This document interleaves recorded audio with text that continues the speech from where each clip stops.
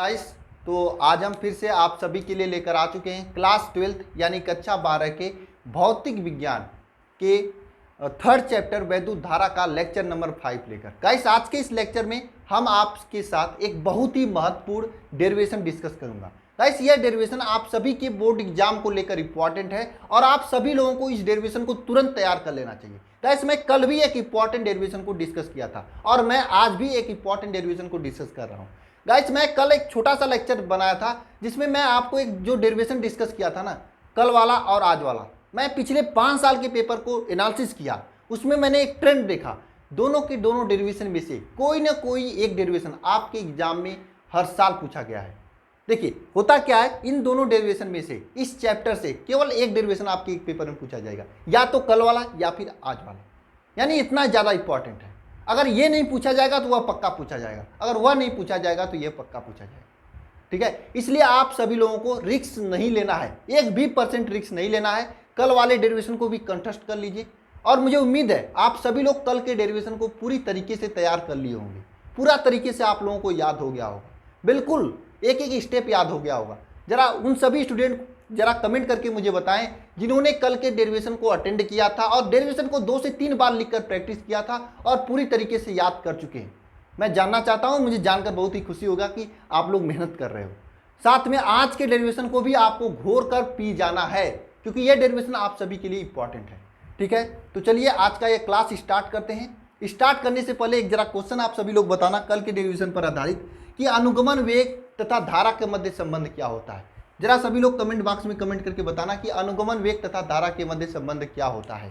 ठीक है, तो चलिए क्लास को स्टार्ट करते हैं। और हाँ, पीडीएफ की बात कर लेते हैं। जो नए स्टूडेंट हैं, आप सभी लोग पीडीएफ फ्री में डाउनलोड कर सकते हो। पीडीएफ डाउनलोड करने के लिए आप सभी लोग मेरे टेलीग्राम चैनल यानी अल्फा इंस्टीट्यूट के टेलीग्राम चैनल से ज्वाइन हो जाइए। कैसे ज्वाइन होना है, नीचे डिस्क्रिप्शन में लिंक मिलेगा, लिंक के जरिए आप टेलीग्राम पर जा सकते हैं, या फिर टेलीग्राम पर जाकर सर्च कर लीजिए अल्फा इंस्टीट्यूट। अगर लिंक से नहीं खुलता है तो आपको चैनल आ जाएगा, ज्वाइन हो जाना। वहाँ पे पीछे का पीडीएफ भी आपको मिल जाएगा, या फिर आप इस गुलाम बैच को ज्वाइन कर सकते हैं। यह अल्फा इंस्टीट्यूट के एप्लीकेशन पर है, ऐप पर है। उस गुलाम बैच में ज्वाइन करने के लिए आपको एक नीचे डिस्क्रिप्शन में एक वीडियो मिल जाएगा। वीडियो में मैं बहुत डिटेल से बताऊँ कैसे कैसे आपको ज्वाइन होना है। आप वैसे वैसे करेंगे तो वहाँ पर ज्वाइन हो जाएंगे। अगर कोई प्रॉब्लम आती है तो ये नंबर है आप सभी के लिए, टेलीग्राम नंबर है और व्हाट्सएप नंबर है 930 577 1375। इस पर आप टेलीग्राम भी कर सकते हैं और व्हाट्सएप भी कर सकते हैं, वहाँ पर आपको पूरी तरीके से हेल्प कर दी जाएगी। ठीक है, और जो स्टूडेंट डेली की डेली क्लास में प्रेजेंट हो रहे हैं वे सभी लोग क्लास में जरूर प्रेजेंट सर लिखना और हेडिंग करना अपवाह वेग तथा अपवाह वेग के आधार पर ओम के नियम की पुष्टि या ओम के नियम की व्युत्पत्ति। ये आप सभी के लिए बहुत ही महत्वपूर्ण डेरिवेशन है। देखिए, मैंने आपको अपवाह वेग भी बता दिया है, ओम का नियम भी बता दिया है। आज हम क्या करेंगे, अपवाह वेग के आधार पर ओम के नियम की व्युत्पत्ति करेंगे। बहुत ही आसान है, केवल समझने का खेल है। अगर समझ जाएंगे तो बहुत ही आसान है। मैं बहुत ही अच्छे तरीके से आपको बताऊंगा। शायद आपके बुक में जैसे मैं यहाँ पे डेरिवेट कराऊंगा वैसे नहीं दिया होगा, नहीं दिया होगा, बुक में काफ़ी लंबा दिया होगा, लेकिन मैं थोड़ा शॉर्ट में अच्छे तरीके से डेरिवेशन कराने की कोशिश किया हूँ। अगर आप लोग ध्यानपूर्वक कंसंट्रेशन के साथ में माँ सरस्वती की प्रार्थना करके एक पॉजिटिव एनर्जी के साथ में क्लास में बैठते हैं तो निश्चित रूप से ये डेरिवेशन इसी क्लास में आपको पूरी तरीके से तैयार हो जाएगा। तो हेडिंग कर लीजिएगा सभी लोग, अपवाह वेग के आधार पर ओम के नियम का निगमन। अपवाह वेग के आधार पर ओम के नियम का निगमन। देखिए, इसे हमें आज करना है, लेकिन इसे बताने से पहले कुछ नए स्टूडेंट होंगे जो ओम के नियम को पढ़े ही नहीं होंगे, तो पहले हम लोग ओम का नियम जान लेते हैं। मैं आपको बता रहा हूं, लेकिन मुझे बताने से पहले मैं आप सभी से एक एक स्टूडेंट से यह उम्मीद करता हूं सभी लोग ओम के नियम को नीचे डिस्क्रिप्शन बॉक्स में लिखेंगे, सॉरी कमेंट बॉक्स में लिखेंगे। सभी लोग एक बार लिखेंगे, ट्राई करेंगे। अगर आपको याद है तो लिखिए सभी लोग ओम के नियम को, लिखिए सभी लोग ओम के नियम को, फटाफट सभी लोग ओम के नियम को लिख डालिए। देखिए ओम का नियम क्या होता है। देखिए एक साइंटिस्ट थे जॉर्ज साइमन ओम, डॉक्टर जॉर्ज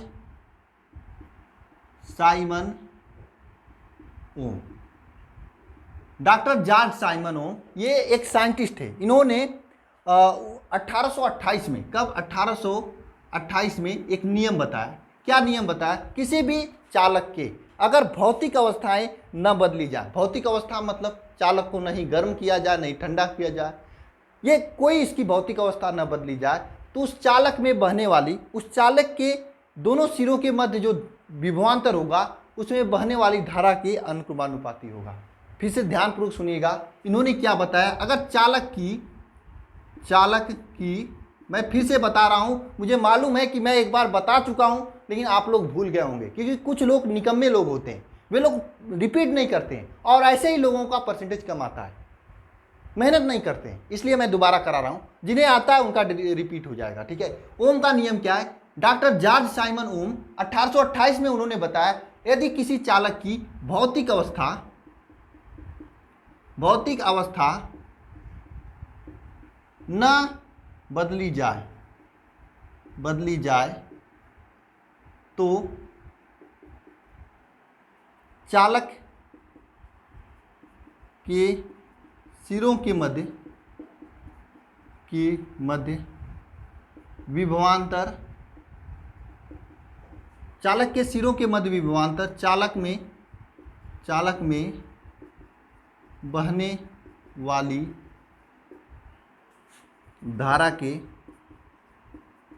अनुक्रमानुपाती होता है। चालक में बहने वाली धारा के अनुक्रमानुपाती होता है, यानी चालक की भौतिक अवस्थाएं न बदली जाए तो चालक में बहने वाली धारा, चालक के दोनों सिरों के मध्य विभवांतर, मान लीजिए ये कोई चालक है आप सभी का, ये कोई चालक है, तो इन दोनों सिरों के मध्य विभवांतर PQ, इन दोनों सिरों के मध्य विभवांतर अगर चालक की भौतिक अवस्था न बदली जाए तब इन दोनों चालक के जो दोनों सिरों के मध्य विभवांतर, इसमें बहने वाली धारा I के अनुक्रमानुपाती होता है। अब ये जो अनुक्रमानुपाती चिन्ह है, इस अनुक्रमानुपाती चिन्ह को हटाना पड़ेगा। हटाने के लिए हमेशा आप जान लीजिए, फिजिक्स में यह आपके लिए रामबाण है, कभी भी यह अनुक्रमानुपाती चिन्ह है तो फिजिक्सियों के जो साइंटिस्ट है या आप लोगों को इस अनुक्रमानुपाती चिन्ह से चिढ़ है तो इसे आप लोग हटाओगे, हटाकर यहाँ पर क्या लिखोगे? के लिखोगे। V इज इक्वल टू, यहाँ पर K नहीं R लिखोगे, K भी लिख सकते हो, R लिख सकते हो, और ये R जो है ये क्या है? ये प्रतिरोध है। तो R इज इक्वल टू क्या हो गया? V/I। यह आपका ओम का नियम था। तो हम लोग अनुगमन वेग से इसी ओम के नियम तक डेरिवेशन करते हुए जाएंगे। फिर से एक बार बोलो सभी लोग, सभी लोग बोलो कि ओम का नियम क्या है। यदि किसी भी चालक की, बोलो सभी लोग मुंह से बोलो, अपने मुंह से, यदि किसी भी चालक की भौतिक अवस्थाएं न बदली जाए तो चालक में बहने वाली धारा I तथा चालक के दोनों सिरों के मध्य विभवांतर V, उसमें बहने वाली धारा I के अनुक्रमानुपाती होता है। विभवांतर धारा I के अनुक्रमानुपाती होता है कब? अगर उसकी भौतिक अवस्थाएं नहीं बदली जाए तब। ये आपका ओम का नियम है। ठीक है, अब हम लोग क्या करते हैं, ओम के नियम के आधार पर, अपवाह वेग के आधार पर ओम की नियम की पुष्टि करते हैं। और अपवाह वेग क्या है इसे मुझे बताने की जरूरत नहीं है, मुझे मालूम है कि आप लोगों को अपवाह वेग आता होगा। ठीक है, तो चलिए शुरू करते हैं। अब देखिए हम लोग क्या करते हैं, आप सभी लोग ये कूलाम बैच में ज्वाइन हो जाओ, क्योंकि अब जल्दी मैं आप लोगों का कूलाम बैच में टेस्ट लेने वाला हूं। ठीक है, सबसे पहले देखिए अपवाह वेग के आधार पर ओम के नियम का निगमन। ठीक है, कैसे करेंगे? देखिए यहाँ पर यह आपका क्या है? एक चालक तार है, PQ आपकी चालक तार है जिसकी लंबाई L है और जिसका क्षेत्रफल क्या है? A है। PQ चालक तार है जिसकी लंबाई L है और जिसका क्षेत्रफल A है। यह आपका V विभवांतर से जुड़ा हुआ है। V विभवांतर से जुड़ा हुआ है। किस विभवांतर से जुड़ा हुआ है? V विभवांतर से जुड़ा हुआ है। यहाँ पे देखिए प्लस माइनस, V विभवांतर से जुड़ा हुआ है। यह आपका चालक तार है, PQ चालक तार है। ये PQ चालक तार है जिसकी आप लिख सकते हैं यहाँ पर, माना क्योंकि ये हिंदी नहीं लिख पाते हैं बहुत से स्टूडेंट, और मैं इसे भी लिखाता हूँ क्योंकि अगर ये नहीं लिखोगे तो एग्जामिनर आपको 1-2 नंबर खामोखा काट लेगा। ठीक है, तो लिखोगे यहाँ पे, माना एक चालक तार है PQ जिसकी लंबाई क्या है? जिसकी लंबाई L है तथा क्षेत्रफल क्षेत्रफल ए है, जिसकी लंबाई यल है तथा क्षेत्रफल ए है। एक चालक तार है पी क्यू, जिसकी लंबाई यल है तथा क्षेत्रफल ए है। ठीक है, चालक के दोनों सिरों के मध्य, चालक के दोनों सिरों के मध्य, दोनों सिरों के मध्य विभवांतर, विभवांतर भी है। विभवांतर क्या है? भी है। माना एक कोई चालक है पी क्यू, चालक के लंबाई यल है तथा चालक का क्षेत्रफल है। चालक के दोनों सिरों के मध्य विभवांतर क्या है? भी है। बात समझ में आई? चालक के दोनों सिरों के मध्य विभवांतर भी है। तब हम लोग क्या लिखेंगे? चालक के दोनों सिरों के मध्य विभवांतर भी है तो विद्युत क्षेत्र की तीव्रता, यहाँ पर चालक के लिखेंगे, यहाँ पर चालक के सिरों के मध्य विद्युत क्षेत्र की तीव्रता, चालक के सिरों के मध्य विद्युत क्षेत्र की तीव्रता क्या होता है? मैंने आपको बताया था विद्युत क्षेत्र की तीव्रता E इज इक्वल टू क्या होता है? अगर इसके सिरों के मध्य विभवांतर भी है, इसकी लंबाई यल है, तो इसकी दोनों सिरों के मध्य विद्युत क्षेत्र की तीव्रता क्या होता है? जरा सभी लोग एक बार कमेंट बॉक्स में कमेंट करेंगे फार्मूला। यार आप सभी लोग भूल जाते हो। मैं आपको बताया था जब विभवांतर पढ़ा रहा था, मैंने आपको बताया था जब विभव पढ़ा रहा था कि अगर कोई चालक है, उसकी लंबाई यल है, दोनों सिरों के मध्य विभवांतर भी है, तो विद्युत क्षेत्र की तीव्रता E इज इक्वल टू क्या होता है? E इज इक्वल टू होता है V अपान यल। ये मैं आपको बताया था। बोलो एक बार सभी लोग कमेंट बॉक्स में कमेंट करके, क्या मैं नहीं बताया था आप सभी को? क्या मैं नहीं बताया था आप सभी को?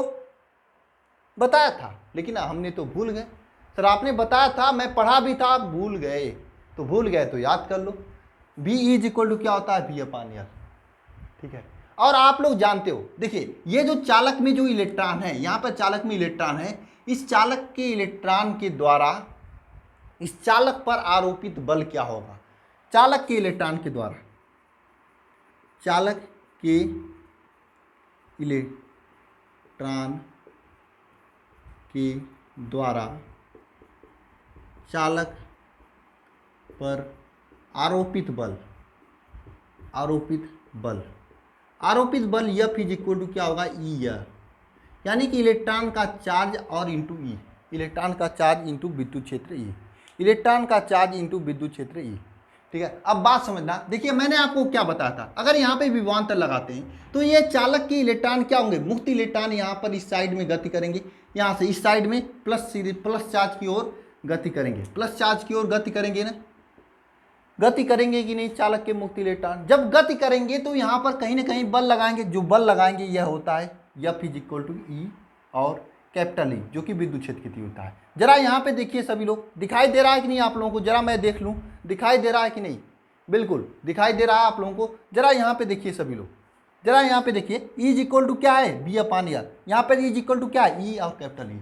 तो यहाँ पर हम लोग लिख सकते हैं, क्या लिख सकते हैं सर? लिख ये सकते हैं कि देखिए आपके पास E इज इक्वल टू है V अपान यल, और यहाँ पर F इज इक्वल टू है E कैपिटल E। तो यहाँ से इस E का वैल्यू यहाँ पे रखेंगे तो F इज इक्वल टू क्या हो जाएगा? E V upon L. F is equal to क्या हो जाएगा? E V अपान यल। यह F का फार्मूला हो जाएगा, F is equal to E V upon L हो जाएगा। यहाँ से क्लियर है सभी लोगों को? अब देखिए गति के दूसरे नियम से लिखिए, यहाँ पर गति के, अभी आपको कुछ नहीं करना, जो जो मैं करा रहा हूं उसे को ध्यान रखना है। अभी याद नहीं करना है, याद हो जाएगा। याद नहीं करना है, याद हो जाएगा। बात समझ में? याद नहीं कर रहा है, याद हो जाएगा, बस कर देखना है। गति के द्वितीय नियम से, गति के द्वितीय नियम से क्या होता है? F इज इक्वल टू क्या होता है? ma होता है। यहाँ पर F इज इक्वल टू क्या है? E V अपान यल। तो यहाँ पे लिख सकते हैं E V upon L is equal to ma। यहाँ पर A इज इक्वल टू लिख सकते हैं क्या? E V अपान यम यल। ये A इज इक्वल टू लिख सकते हैं E V upon M L. A is equal to क्या हो लिख सकते हैं? E V अपान यम यल। यह आपका यहाँ पर लिख सकते हैं A is equal to E V upon M L. A is equal to क्या लिख सकते हैं? E V अपान यम यल। यह लिख सकते हैं, बोलिए लिख सकते हैं ना। अब देखिए, अब यहाँ पर कंसेप्ट आता है श्रांतिकाल टाउ का। श्रांतिकाल टाउ का, श्रांतिकाल टाउ, बात समझिएगा सभी लोग। सबसे पहले समझिए कि श्रांतिकाल टाउ क्या होता है। मैंने आपको बताया था जब यह आपके गति करते हैं, कौन गति करते हैं, जब आपके, मैं आपको शांतिकाल टाउ का पूरा अच्छे से डिफिनीशन बताया था। क्या बताया था डिफिनीशन, जरा सभी लोग एक बार कमेंट करेंगे, सभी लोग एक बार कमेंट करेंगे शांतिकाल टाउ का डिफिनीशन। मैंने आपको बताया था शांतिकाल टाउ क्या होता है, दो क्रमागत टक्करों में जो लिया गया समय होता है उसे शांतिकाल टाउ कहते हैं। यानी दो क्रमागत टक्करों में लिया गया समय को क्या कहते हैं, शांतिकाल टाउ कहते हैं। दो क्रमागत टक्करों में लिया गया समय क्या कहलाता है, शांतिकाल टाउ कहलाता है। दो क्रमागत टक्करों में लिया गया समय क्या कहलाता है, शांतिकाल टाउ कहलाता है। एक बार सभी लोग बोलेंगे और लिखेंगे कमेंट बॉक्स में, दो क्रमागत टक्करों में, मुक्त इलेक्ट्रॉन द्वारा दो क्रमागत टक्करों में लिया गया समय शांतिकाल या टाउ कहलाता है। देखिए सीधी सी बात है, यहाँ पे टक्कर क्या है, टाउ क्या है, दो, मान लीजिए दो इलेक्ट्रॉन है, ये दो इलेक्ट्रॉन है, ये दोनों इलेक्ट्रॉन आपस में टक्कर कर लिए। जब टक्कर कर लिए तो जो लिया गया समय है, समझिएगा सभी लोग पॉइंट्स को, इधर आइए सभी लोग समझिए एक बार, आइए इधर सभी, इधर आइए सभी लोग। देखिए ये दोनों इलेक्ट्रॉन है, ये दोनों इलेक्ट्रॉन टक्कर किए, जब टक्कर किए तो जो लिया गया समय है वही शांतिकाल टाउ है। अब टक्कर के दौरान जरा सोचिए, टक्कर के दौरान ये इलेक्ट्रॉन थोड़ी मोड़ी गति करेंगे ना, गति करेंगे नहीं। अगर मान लीजिए यह भारी है तो इसको थोड़ा धक्का मार देगा, अगर यह भारी है इसको धक्का मार देगा। जब यहाँ पे गति करता है तो आप लोग लिखेंगे शांतिकाल में इलेक्ट्रॉन द्वारा पाया गया वेग, शांतिकाल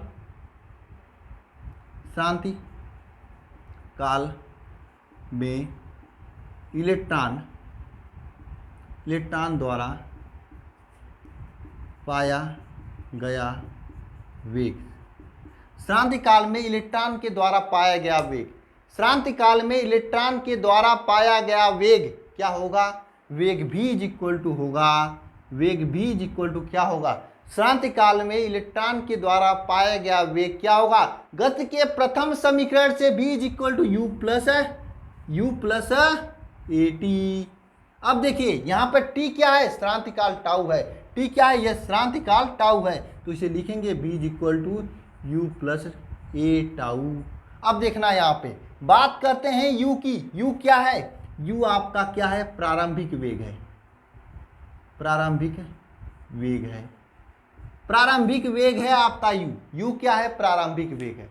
मेरे भाई साहब जरा इधर आना और ध्यान पूर्वक सुनना सभी लोग, यू क्या है, प्रारंभिक वेग है। सभी लोग अपने दिल पर हाथ रख के, नहीं सॉरी दिमाग पर हाथ रख के ये सोचना, अगर इलेक्ट्रॉन प्रारंभ में स्थित था तो इसका प्रारंभिक वेग क्या होगा, शून्य होगा, प्रारंभिक वेग शून्य होगा ना। इलेक्ट्रॉन प्रारंभ में स्थिर था, इलेक्ट्रॉन चल नहीं रहा था, इलेक्ट्रॉन स्थिर था, वो तो टक्कर के बाद चलने लगा ना, पहले तो स्थिर ही था, टक्कर हुआ तब इलेक्ट्रॉन चला, यानी प्रारंभिक वेग क्या है, शून्य है। तो यहाँ पर हम लोग प्रारंभिक वेग को शून्य करेंगे। बी आपको दिखाई दे रहा होगा, B is equal to A tau बचेगा, B is equal to A tau बचेगा। जरा मैं क्लियर कर लूँगा, आपको दिखाई दे रहा है कि नहीं दे रहा है, बिल्कुल आपको दिखाई दे रहा है, आपको दिखाई दे रहा है, आपको बताने की जरूरत नहीं है, मैं खुद देख चुका हूँ, ठीक है। ये क्या है, B is equal to A tau है, क्या है, B is equal to A tau है। अब आगे देखते हैं, आगे देखते हैं हम लोग, आगे देखते हैं जो कि महत्वपूर्ण है आप सभी के लिए। अब देखिए यहाँ पर भी क्या है, देखिए सबसे बड़ी बात यहाँ पर भी आप सभी का भी है, यह भी आपका विभवांतर है, यह आपका विभवांतर, लेकिन यह वेग है, इसको हम वेग वाले भी को u लिखते हैं और इस तरह से लिखते हैं, u is equal to A tau है। अब ये टाउ क्या है, टाउ क्या है कि देखिए इसमें मान लीजिए 10 इलेक्ट्रॉन थे, यहाँ पे 10 इलेक्ट्रॉन थे, 200 के 200 इलेक्ट्रॉनों का अलग अलग जो वेग है, जो क्रमागत टक्कर में लिया गया समय है टाउ 1, मान लीजिए 10 इलेक्ट्रॉन है, मान लीजिए n इलेक्ट्रॉन है, तो tau 1 plus tau 2 plus tau 3 dot dot dot tau n, यानी पूरे n इलेक्ट्रॉनों का जो लिया गया समय है इसका औसत है टाउ, ठीक है, बात समझ में आई, ये टाउ इसका औसत है। मैं यहाँ पर एक इलेक्ट्रॉन के लिए लिया था, अगर मान लीजिए सभी के लिए लेता हूँ तो सभी में क्या करना पड़ेगा, औसत करना पड़ेगा, tau 1 tau 2 tau 3 tau n। अरे भाई साहब यहाँ पे अगर 25 इलेक्ट्रॉन होंगे तो 25 बार टक्कर करेंगे, तो 25 बार टाउ टाउ लेने से बढ़िया 25 को जोड़ दूं और n से भाग दे दूं तो फाइनल टाउ यहाँ पर लेंगे, ठीक है, फाइनल टाउ यहाँ पर लेंगे, ठीक है। तो यहाँ पे v इज इक्वल टू क्या हो जाएगा, ए टाउ ले हो जाएगा, ठीक है। अब देखिए यह v जो है, यह v आपका, इसकी को हम लोग क्या कहते हैं, अनुगमन वेग vd कहते हैं, vd इज इक्वल टू क्या हो जाएगा, ए टाउ। अब देखिए ए का वैल्यू क्या है, ई एल अपान एम एल, यह ए का वैल्यू है, इसी को मैंने बाहर पहले निकाला था क्या, ई एम अपान एम एल। इस ई एम अपान एम एल के यहाँ ए का वैल्यू रखेंगे, एक यहाँ पर इस ई एम अपान ई भी अपान एम एल रखेंगे, इस वैल्यू को रखेंगे ई भी अपान एम एल, यह वैल्यू रखेंगे टाउ, ठीक है, ई भी अपान एम एल टाउ। आप लोग जानते हो विभवांतर क्या, अनुगमन वेग तथा धारा के मध्य संबंध, अनुगमन वेग तथा धारा के मध्य संबंध, के मध्य संबंध, या आप लोग जानते हो क्या होता है, आई इज इक्वल टू क्या होता है, आई इज इक्वल टू क्या होता है, N E A B D होता है। अब बी डी का वैल्यू यहाँ पे रखेंगे, tau I is equal to क्या हो जाएगा, एन ई ए ई भी अपान यम यल, ये हो जाएगा ई भी अपान यम यल टाउ हो जाएगा, यहाँ पे बी डी का वैल्यू हो जाएगा। अब देखिए यह ई आपस में गुणा हो जाएगा, ई स्क्वायर हो जाएगा, और कुछ होगा नहीं होगा। तो यहाँ पे आप लोग लिखेंगे, यहाँ पर इसी को हम यहाँ से लिख रहे हैं, बात समझिएगा सभी लोग, यहाँ पे लिख रहे हैं मैं, आई इज इक्वल टू क्या हो जाएगा, एन ई स्क्वायर ए कैपिटल भी अपान यम यल टाउ, ठीक है, एन ई स्क्वायर ए अपान ए इंटू बी अपान यम यल टाउ, यह हो जाएगा आई का वैल्यू, यह हो जाएगा आई का वैल्यू। आगे ध्यान दीजिए सभी लोग, आगे ध्यान दीजिए सभी लोग, इस भी को उठाकर हम लोग यहाँ पे लाते हैं, तो क्या हो जाएगा, आई अपान भी इज इक्वल टू हो जाएगा एन ई स्क्वायर भी, एन ई स्क्वायर ए अपान यम यल टाउ, एन ई स्क्वायर ए अपान यम यल टाउ, ठीक है। अब यहाँ पे देखिए आप इसको उल्टा कर देना है, बी अपान आई कर देना है, B upon I is equal to क्या हो जाएगा, M L upon N E square A tau, N M L upon N E square A tau, यह आपका बी अपान आई के बराबर होगा। तो अब देखिए यहाँ पर क्या है आपका, यहाँ पे क्या है, यह आपका एक कांस्टेंट है, इसी को आप लोग आर कहते हो, और यही अपान भी अपान I is equal to are, जो कि ओम के नियम को प्रूव करता है। कुछ नहीं करना है आपको, कुछ नहीं करना है आपको, बस केवल मेरे इस लेक्चर को 2 से 3 बार देखना है, पूरा आपको क्लियर हो जाएगा। मैं रिपीट करके समझा सकता हूँ, लेकिन रिपीट करके समझाने पर अगर आपको कोई पॉइंट्स में समस्या आएगी तो यहाँ पर आएगी, सर ये टाउ के बराबर टाउ 1 टाउ 2 टाउ 3 क्यों लिए हैं। देखिए यहाँ पर एक इलेक्ट्रॉन नहीं है, यहाँ पर हजारों इलेक्ट्रॉन है, n इलेक्ट्रॉन है, तो सभी इलेक्ट्रॉन के क्रमागत टक्करों में जो लिया गया समय उसको जोड़ेंगे और जितने इलेक्ट्रॉन होंगे उनके भाग देंगे और यहाँ पर टाउ के बराबर लिखेंगे, ठीक है। ऐसे करेंगे, आपको ये सब करना जरूरी नहीं है, केवल आपको रटना जरूरी है इस पूरे डेरिवेशन को।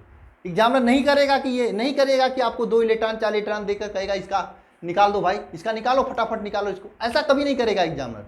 एग्जामिनर आपको क्वेश्चन देगा और आपको उसी भाषा में आपको जवाब देना होगा जिस भाषा में वो लिखेगा क्वेश्चन को। आपको ये डेरिवेशन इस फिगर के साथ में वहाँ पे छाप कर आना है।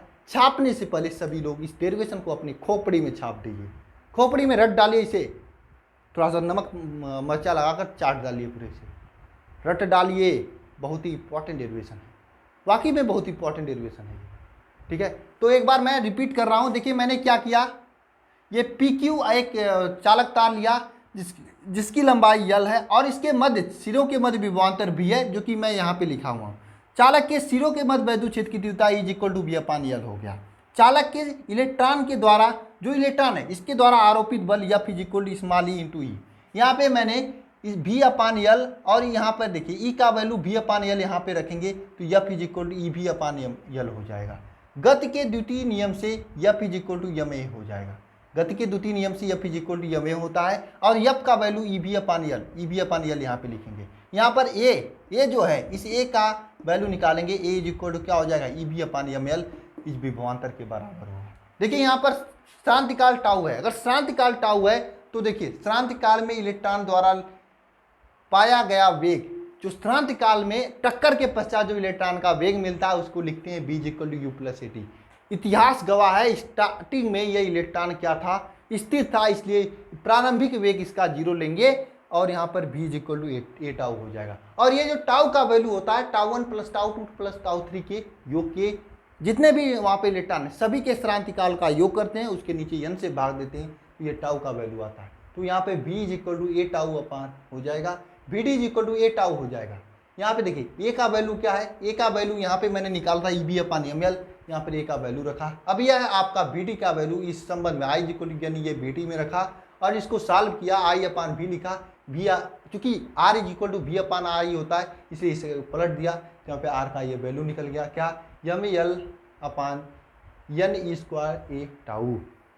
ये पूरा का पूरा आपका डेरिवेशन हो गया, क्या हो गया, डेरिवेशन हो गया किसका, अपवाह वेग के आधार पर ओम के नियम का व्युत्पत्ति हो गया।